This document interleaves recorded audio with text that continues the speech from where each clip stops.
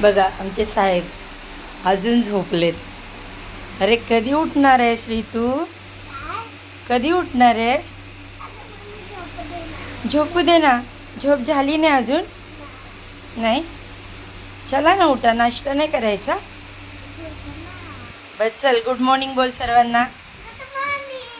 Good morning. Have a nice day. बघा कसा श्री बोलतोय आमचा दात पलका. हो ना. हॅलो नमस्कार, मी शर्मिला. माझ्या यूट्यूब चॅनेलमध्ये माझ्या सगळ्या गोडताईंचं, मैत्रिणींचं आणि दादांचं अगदी मनापासून स्वागत करते. आजचा दिवस तुम्हाला खूप छान जावो हीच महाराजांच्या चरणी प्रार्थना करते. बघा सकाळची आता बरीचशी कामं झालेली आहेत, देवपूजा, झाडू वगैरे सगळं.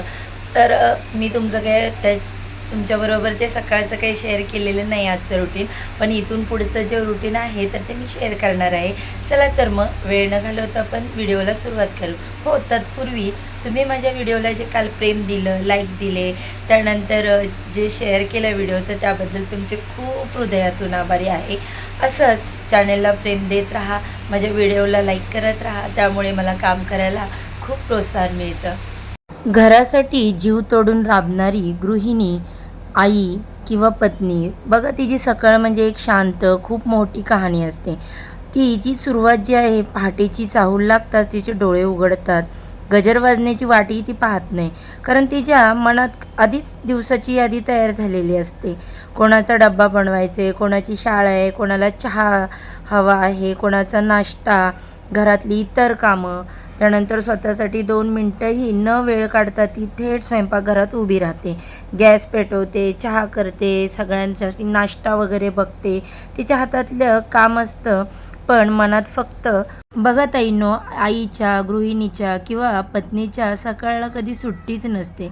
हा शब्दच नसतो. ताप आला, अंग दुखत असलं, बाकी काही तिला प्रॉब्लेम असले का तरीसुद्धा बघा तिच्यासाठी घर आधी आणि स्वतः नंतर ती विचार करते आपला. मुलांच्या चेहऱ्यावर हसू यावं, नवऱ्याला वेळेवर सगळं मिळावं, घर नीटनेटकं दिसावं, यासाठी ती रोज स्वतःला झोकून देत असते. तिच्या कष्टांना पगार नसतो, तिला सुट्टी नसते कधी, तिच्या कामाचं कौतुकही कमीच होतं बघा. पण तरी ती प्रत्येकाला सकाळच्या नव्या उमेदीने जे हवं ते देत असते, कारण तिच्यासाठी घर म्हणजे फक्त जबाबदारी नाही, तर तिचं प्रेम, तिचं अस्तित्व. म्हणून कधी वेळ मिळाला तर तिच्या हातातला कामाचा भार थोडा कमी करा बघा.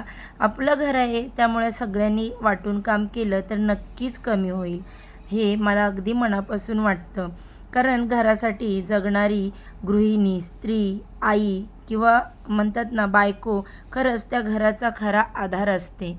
बघा तुमच्याशी बोलत बोलत आज मी इकडे नाश्त्यासाठी मॅगी बनवली होती, कारण रोज रोज पोहे, उपीट वगैरे खाऊन कंटाळा आला होता आणि आज तसं पण मला नाश्ताच बनवण्याचा कंटाळा आला होता. म्हटलं चला शॉर्टकटमध्ये आज मॅगीच बनवावी, म्हणून मॅगी बनवली. त्याच्यानंतर चहा देखील मी ठेवून घेतला, कारण बघा सकाळी सकाळी जर चहा नाही घेतला तर दिवसाची सुरुवात काही व्यवस्थित होत नाही किंवा काहीतरी चुकल्यासारखं वाटतं.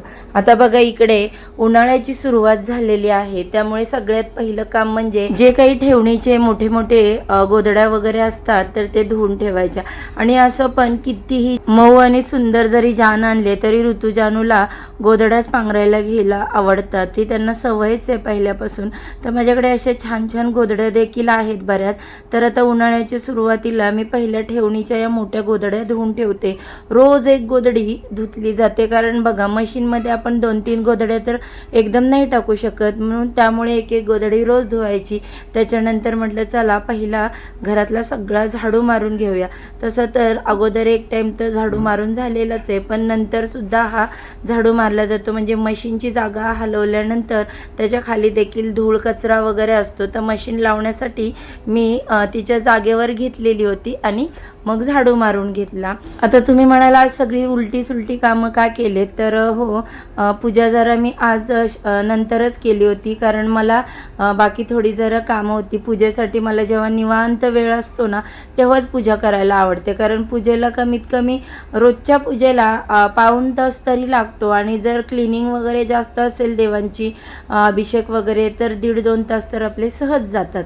तर आता इथे सगळी देवांची पूजा करून घेतली, धूप अगरबत्ती ओवाळून घेतली. त्याच्यानंतर बघा असं देवांचं सगळं दर्शन वगैरे झालं, स्वामींना मुजरा घातला आणि त्याच्यानंतर आजची ही जी देवपूजा आहे ती माझी पूर्ण झाली. आता लगेचच मी जेवणाला सुरुवात केली.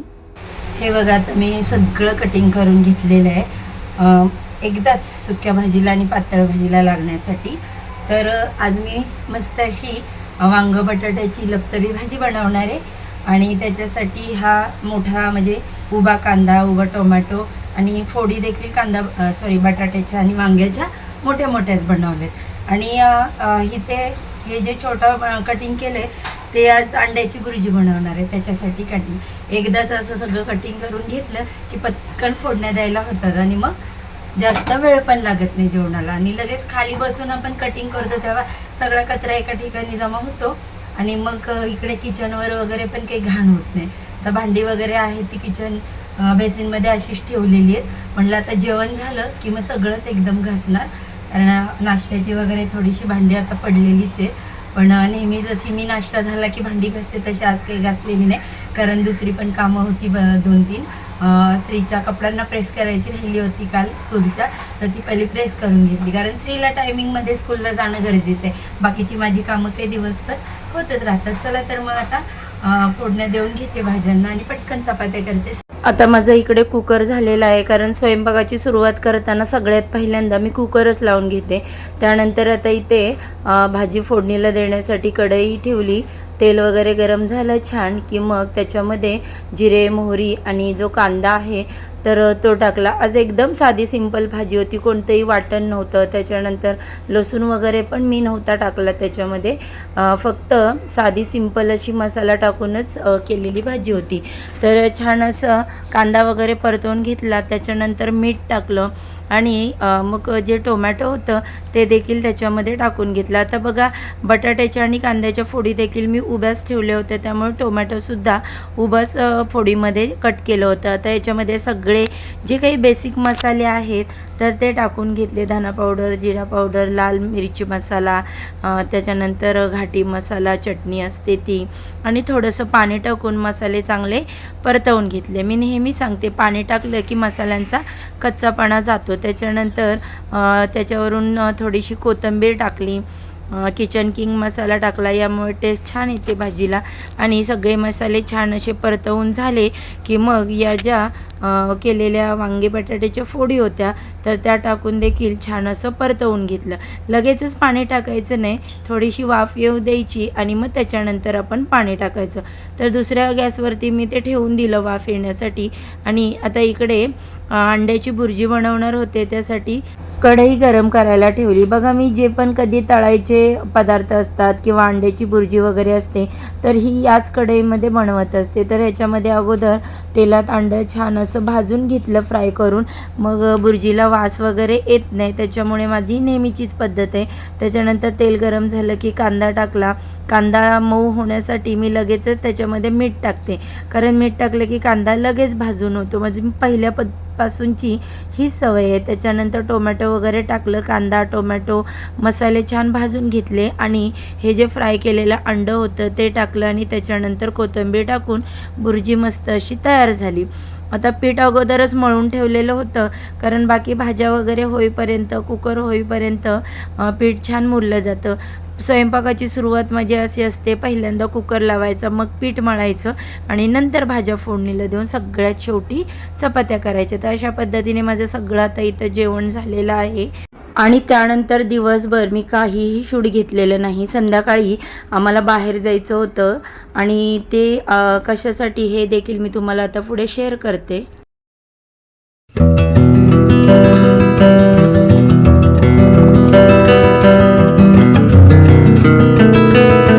तर हो, आज मस्त आहुंसाठी शॉपिंग करायला आम्ही गेलो होतो.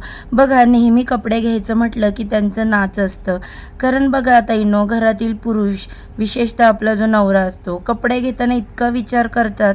हे बाहेरच्यांना कदाचित कधी समजत नाही. दुकानात उभं राहून तो शर्ट हातात घेतो, आरशात पाहतो, पण लगेच ठेवून देतो. नको, चालेल, अजून माझ्याकडे आहेत ना कपडे. हे फक्त पैसे वाचवण्यासाठी नसतं, तर ही त्यांच्या मनातील जबाबदारी असते. तो नेहमी विचार करतो, मुलांची फी भरायची आहे, घराचा खर्च आहे, बायकोसाठी काही घ्यायचं आहे. मग स्वतःसाठी घेतलेली गोष्ट त्याला जड वाटते. त्याच्या मनात एक वेगळीच भावना असते. स्वतःपेक्षा तो आधी कुटुंबाला प्राधान्य देत असतो. कधीकधी त्याला आवडलेला रंग, आवडलेली डिझाईन सगळं मनातच राहून जातं, कारण त्याला आनंद मिळतो तो स्वतःसाठी काही घेण्यात नाही, तर घरच्यांच्या चेहऱ्यावर हसू पाहण्यात. जो जास्त बोलत नाही, पण त्याच्या नको मध्येही खूप काही दडलेलं असतं. म्हणून कधीकधी त्याला न सांगता एखादा शर्ट घेऊन या आणि त्याच्या चेहऱ्यावरचा आनंद पहा. तो आनंद पैशाने मोजता येणार नाही, कारण घरासाठी जगणारा माणूस, नवरा, एक वडील स्वतःसाठी जगायला खूप कमी वेळ देतात. कधीच ते आपल्यासाठी काहीही स्वतः खर्च करत नाहीत. तर बघा, आता इथे आम्ही आहोंसाठी खरेदी करतोय आणि हा आमचा हरीश, मी आणि आम्ही तिघेजणं शॉपमध्ये आलो होतो.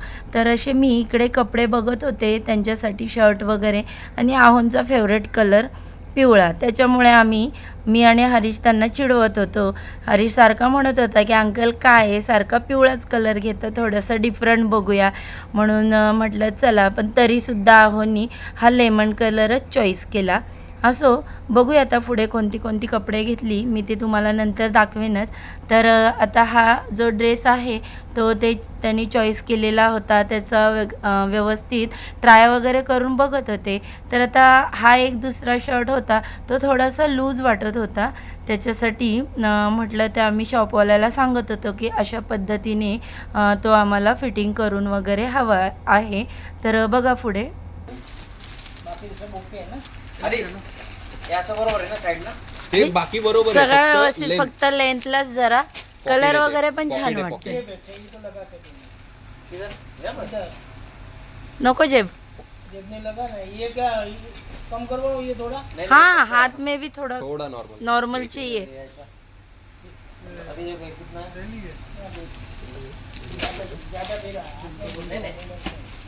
ज्यादा नहीं, ऐसा लगता है. हाँ, फिटिंग लगेगा तो अच्छा लगता है ना.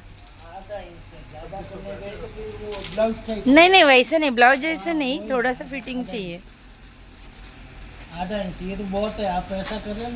शर्टची वगैरे चॉईस झाली. त्याच्यानंतर आम्ही पॅन्ट वगैरे चॉईस केल्या. त्याच्यानंतर त्यासाठी फिटिंगला लेंथ किती हवी आहे तर ते मेजरमेंट घेत होते शॉपवाले.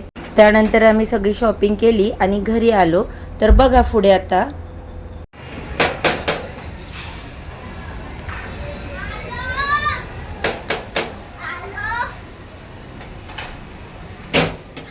हॅलो, लाईट लावा.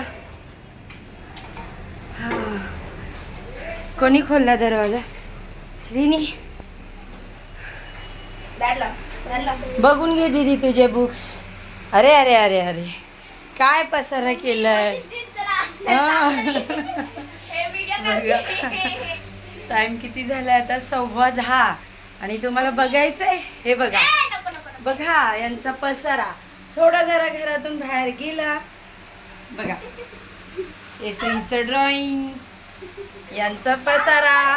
कोणाकोणाची मुलं आहेत अशी सांगा. बघा, चला असो. आता राहिलेलं थोडंसं जेवण आहे बनवायचं बाकी, ते बनवते. चलो.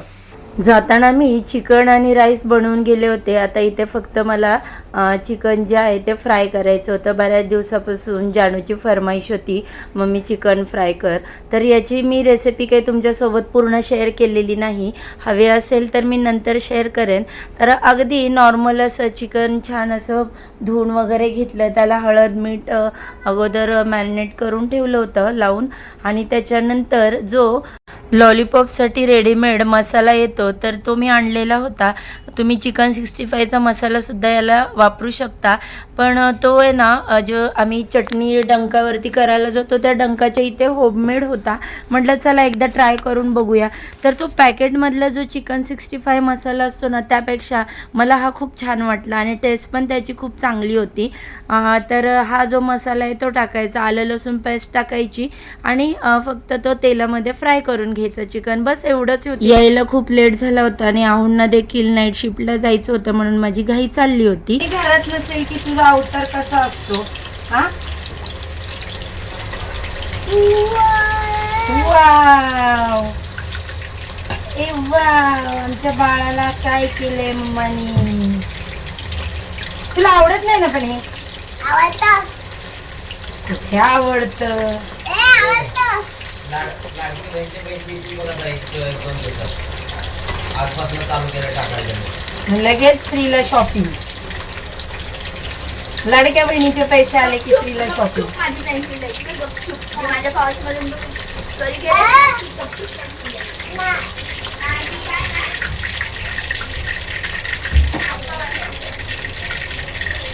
असो, आता छान असं चिकन सगळं फ्राय करून झालेलं आहे. त्याच्यानंतर आम्ही लगेच जेवण करायला घेतलं कारण आहोंना नाईट शिफ्टला देखील जायचं होतं. मग त्यांना 1-2 तास तरी आराम भेटला पाहिजे ना. तर असा होता आजचा आमचा हा व्हिडिओ तुम्हाला आवडला असेल तर व्हिडिओला एक लाईक नक्की करा आणि अजूनही चॅनलला सबस्क्राईब केलं नसेल तर सबस्क्राईब करा.